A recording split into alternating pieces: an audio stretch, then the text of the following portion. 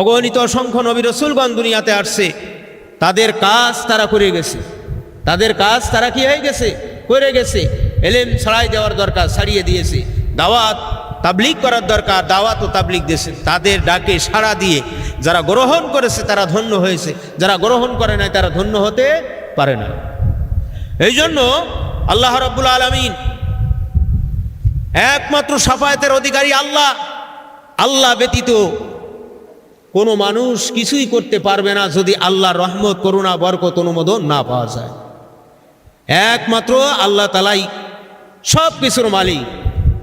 আল্লাহ তার হাবিবকে, হাবিবে মুহাম্মদ রাসূলুল্লাহ সাল্লাল্লাহু আলাইহি সাল্লামকে বলবেন, যাকে বিশ্বসভার সভাপতি নিয়োগ করা হবে, সুবহানাল্লাহ, এবং তার হাবিবের অনুমতি নিয়ে বিচার কার্য শুরু হবে। দোস্ত দোস্ত এক কাজ করতে গেলে কি করে, যে চলো দোস্ত এখন একটু রাজারহাটে ঘুরিয়ে আসি নাকি, সেই রকম তার হাবিবকে আল্লাহ তাআলা বলবে যে বিচার কার্য শুরু হবে, আপনি কি বলেন? বলবে যে নাম, হ্যাঁ আপনি শুরু করেন। সুবহানাল্লাহ।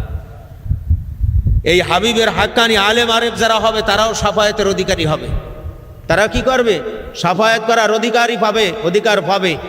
হাদিসের মধ্যে আছে, মাশারের ময়দানে কঠিন বিপদের দিন কাতারে দাঁড়িয়ে যাবে মানুষ জাহান্নামে।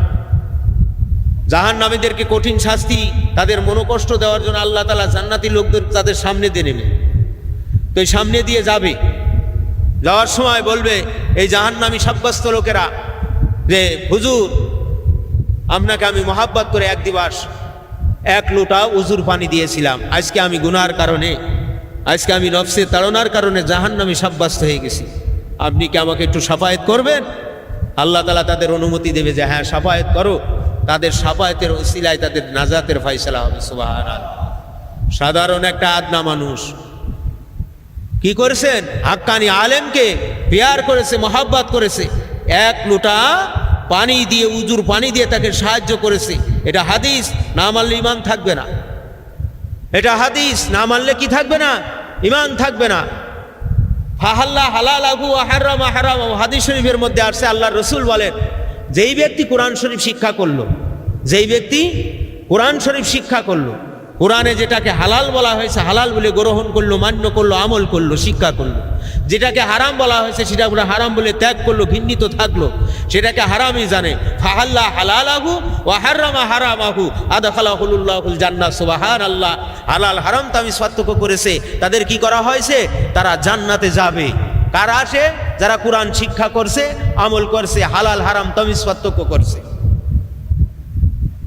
এবং তারা হাক্কানি আলেম হওয়ার কারণে তাদেরকে আল্লাহ তাআলা কি করবে? এমন 10 জন ব্যক্তি তাদের সুপারিশে জান্নাতে যাবে, যাদের পরে জাহান্নাম ওয়াজিব আছে। জাহান্নাম কি ছিল? ওয়াজিব ছিল। আপনার এক কলমের মুরদ নাই, হট করে এই সমস্ত হাদিসগুলো ক্রিটিসাইজ করার অধিকার কে দিয়েছে?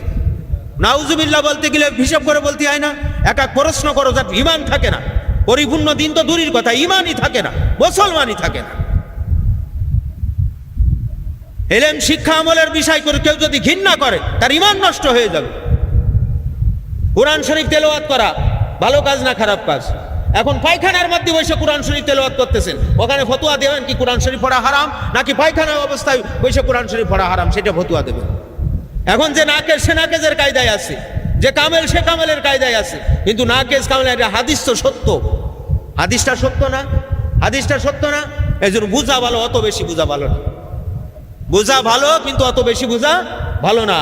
বেশি বুঝতে গেলে ঝামেলা আছে, অনেক ক্ষেত্রে অনেক সময় ইমান নষ্ট হয়ে যায়। কোন ফার্স্টে ইমান চলে যাবে সেটা বুঝতে পারবে না। যেহেতু এলেম আছে অল্প, দিয়েই শুধু গল্প, এলেম রয়েছে অল্প, দেয়া হচ্ছে গল্প, গল্পের কাজ না।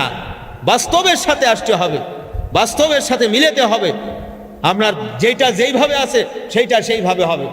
হাসরের মাঠে যাদের সন্তানদেরকে আলেম করা হয়েছে, দুনিয়ার জমিনে যারা আলেম হয়েছে, আল্লাহ তাআলা তার পিতামাতাকে শিরোভূষণ নূরের মুকুট দান করবেন। সুবহানাল্লাহ।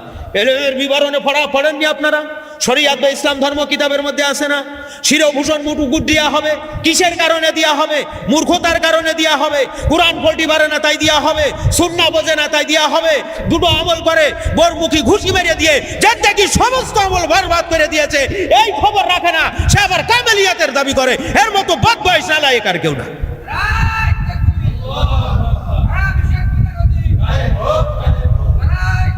চিরভূষণ মুকুট দেওয়া হবে, জলজাল করে জ্বলতে থাকবে, সূর্যের আলো কিরণের চাইতে বেশি হবে। মাশারের ময়দানে কঠিন বিবাদের দিন, মুসিবতের কালে লোকেরা তাদের শান মান নূরের টুপি দেখে, আল্লাহু আকবার, শাহী সিয়ার দেখে বলবে এরা কারা? এরা ওরা দুনিয়ার জমিনে তারা কি করেছে? দুনিয়ার লোভে কি করে নাই?